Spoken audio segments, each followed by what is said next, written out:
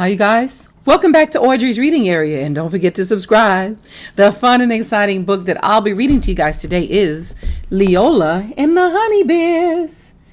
Leola and the Honeybears. It's an African American retelling of Goldilocks and the Three Bears. Wow, I told you I got a fun and exciting book. All right. This was written by Melody Benson Rosales. Leola and the Honeybears. Look at the illustrations. Beautiful. Beautiful. I'm going to show you this picture too. Isn't she beautiful? Beautiful. Look, Grandmama, look. Leola sang out as she struggled to pull the biggest, wettest bedsheet from the laundry basket. Monday was always wash day, and much to her grandmother's surprise, Leola had decided to help hang out the sheets. Listen, child, just put that sheet down before you get it all full of dirt, fussed Leola's grandmother. Leola sighed, but I just wanted to help. I know, Sugar Pie, but I don't need any help right now, Grandma replied. You go on and play now, but don't go straying off anywhere, and don't go talking to any strangers. Then she went back to her wash. When she looked up again, Leola was merrily dancing away, headed for the nearby meadow. Do you hear me, Leola? Grandma shouted after her. Mind me and don't go straying off. Leola did hear her grandmother, but she paid her no mind. She didn't even answer her. Uh-oh. Leola and her grandmother lived in a small, cozy cottage, not too far from Pine Hollow Woods. When Leola got her way, she could be as sweet as brown sugar. But when she didn't, she could be as stubborn as Grandma's old mule. Today, Leola could find nothing fun to do. I'm bored, she complained. And I don't care what my grandma says. I'm going to do what I want to do.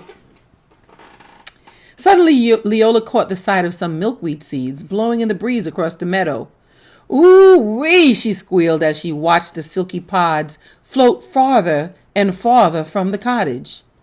Off she ran, chasing after them. After running for a while, Leola finally looked back. Nothing looked familiar, but Leola didn't care. She was having too much fun following the cotton-like balls. Boy.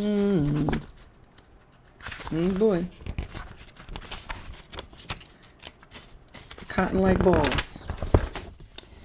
Right into the Pine Hollow Woods.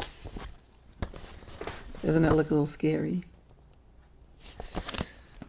Before she knew it, Leola was surrounded by prickly bushes and towering pine trees. The sunlight had all but disappeared. She turned around full circle, but she couldn't tell which way was home. Oh no, cried Leola as she stared into the darkness. I must be lost.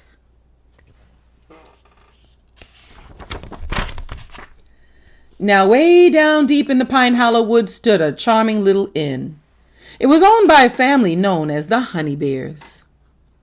Papa Honeybear was a great big bear. Mama Honeybear was a middle-sized bear. And little Honeybear was little, just like his name. Woodland folks from far and near came to visit the Honeybears Inn. They dined on delicious daily delights like dandelion stew, double-dipped daffodilly custard, and sweet daisy dough cakes. Cheerful chatter and hearty laughter always filled the inn. Coming evening time, Papa Honeybear sat in his great big oak chair and gobbled his great big toasted walnuts. Mama Honeybear sat in her mid-sized easy chair and munched her middle-sized roasted chestnuts. And little Honey sat in his little wooden chair and nibbled his little chocolate-covered pine nuts. Wow, having a feast. They're having a feast. On this particular morning, after Mama Honeybear had served the last of her boysenberry grits to Mr. Hare and his grandbaby, Bunny, she decided to make some special treats for her own family.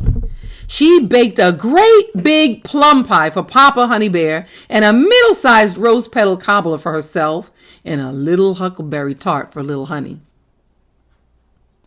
When Papa Honeybear and little Honeybear had finished their morning chores, they were all hungry as well, bears. "Oh, darlings," chuckled Mama Honeybear, "those pies just came out of the stove. They are much too hot now. Why don't we head over to Parsons Pond and catch a mess of catfish? By the time we get back, I'm sure the pies will be cool enough to eat."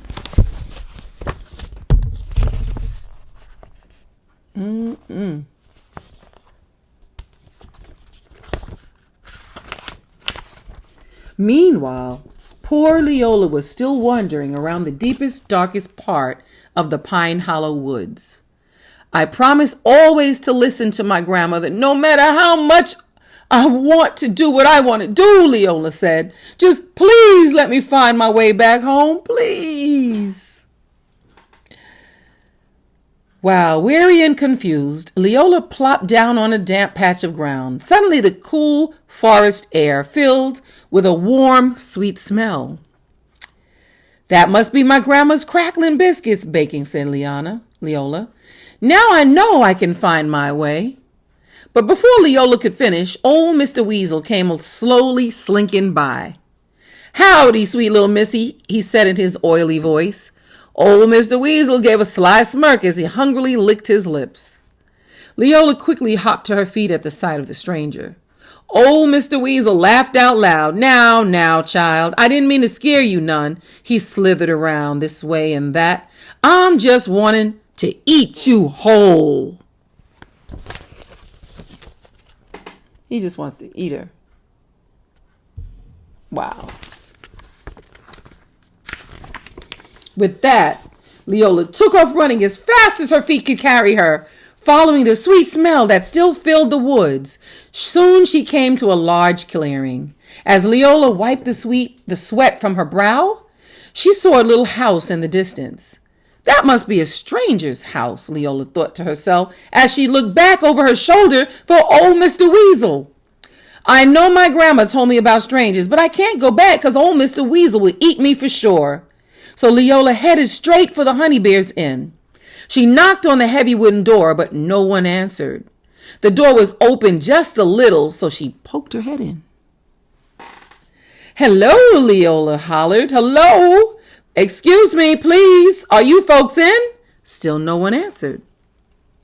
"I know my grandma said never go inside folks' houses until first being politely asked, but I don't think she'd mind this time," as she quietly crept inside.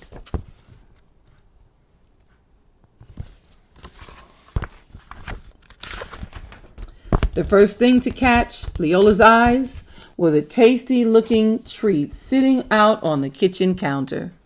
"Ow-wee!" Leola squealed. "I'm so hungry. I know my grandma said never help yourself in folks' kitchens until first being politely asked, but I don't think she'd mind this time." So Leola stuck her small finger into Papa Honeybear's great big plum pie and tasted it. "Oh, no!" Leola cried as she puckered her lips. It was much too sour. Then she took a taste from Mama Honeybear's middle-sized rose petal cobbler. Oh, no! It was much too sweet. Finally, she tasted little Honey's little huckleberry tart, and it was absolutely delicious. Leola gobbled it down right then and there.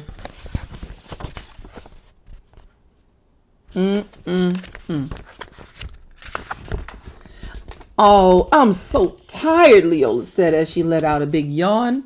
"I know my grandmama said never sit down in folks' houses until first being politely asked, but I don't think she'd mind this time."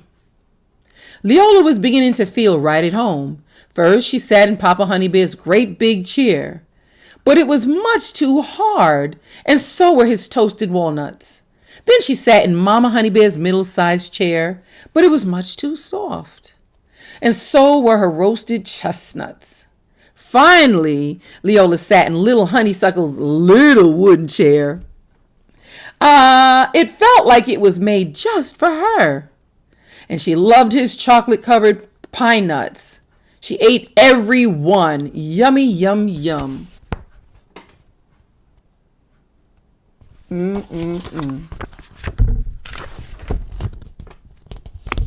Before long, Leola had stuffed herself so full of huckleberry tart and chocolate-covered pine nuts that the buttons on her dress began to pull and her tummy began to ache. Then kaboom! Little Honey's little wooden chair broke all to pieces. Oh my, Leola moaned. I know my grandmama said never make yourself too comfortable in folks' houses until first being politely asked, but I don't think she'd mind this time. Leola dragged herself up from the floor to look for a place to lie down. Oh no. Oh no. At the top of the stairs, Leola found the Honeybears' bedroom with 3 neatly made beds, all in a row. First, she lay down in Papa Honeybear's great big bed, but it was much too hard.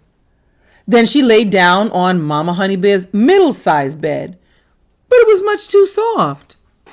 Finally, she lay down on Little Honey's little bed, and it was just right. Without another yawn, Leola fell fast asleep.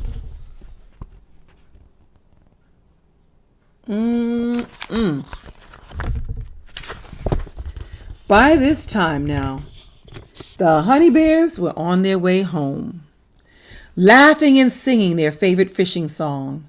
Many fish are in the brook, Papa caught 'em with a hook. Mama fried 'em in a pan, baby eat 'em like a man.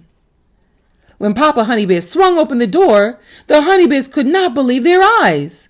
Their cozy little inn looked like a strong gust of wind had just whipped through it. Everything was upside down and inside out. Look, growled Papa Honeybear in his great big bear voice. Somebody's been eating my plum pie. And look, cried Mama Honeybear in her middle-sized bear voice. Somebody's been eating my rose petal cobbler. And look, squealed Little Honey in his little bear voice. Somebody ate every bit of my huckleberry tart. Uh-oh. Look, Papa Honeybear growled in his great big bear voice. Somebody's been sitting in my chair eating my walnuts. And somebody's been sitting in my chair, cried Mama Bear in her middle-sized voice. And they left chestnuts all over it. And somebody helped themselves to all my chocolate-covered pine nuts and broke my chair all to pieces, squealed Little Honey in his little voice as his little brown eyes swelled up with tears. Shh, Mama Honeybear whispered.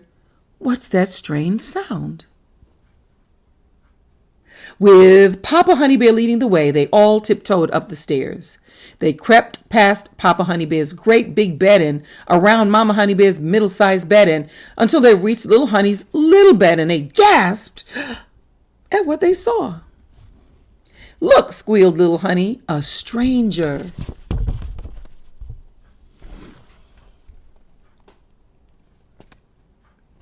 Oh boy, they're dealing with a stranger in their house. Startled, Leola woke up and saw 3 angry-looking bears leaning over her. Oh, please don't eat me, Leola cried. We're not going to eat you, Mama Honeybear said sternly. But didn't your folks teach you any manners?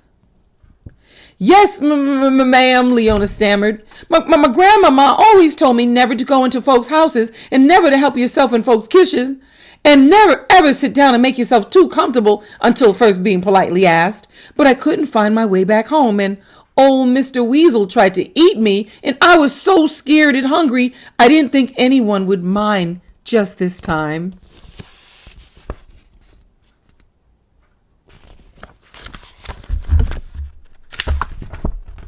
As the tears flowed down Leola's face, Mama Honeybear saw that she was only a youngster, no different than her own little honey, Soon all was forgiven.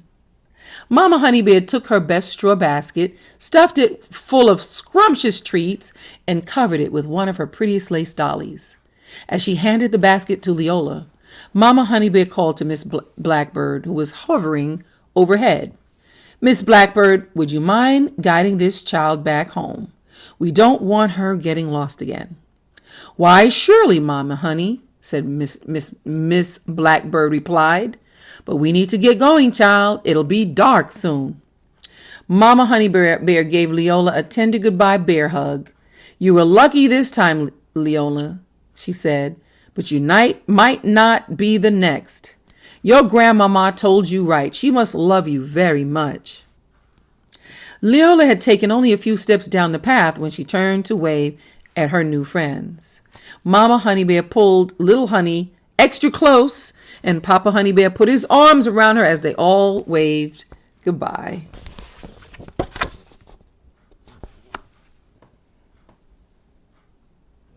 All waved goodbye. As Leola neared the open meadow, she smelled fresh washed laundry flapping in the breeze. With home in sight, she heard her grandmama calling, and this time Leola did answer back. From that day on, even when she wanted to do what she wanted to do, Leola always listened to her grandmama. Well, most of the time. And she never strayed too far from home again. Aww. Aww. Aww. The end, you guys. That's the end of the book. Look at that. I was having so much fun reading to you guys, I didn't realize we got to the end of this book. But thank you guys so much for being here and listening to me read this fun and exciting book. Leola and the Honeybears. It's an African-American retelling of Goldilocks and the Three Bears. Thank you guys so much for being here, and I will see you soon.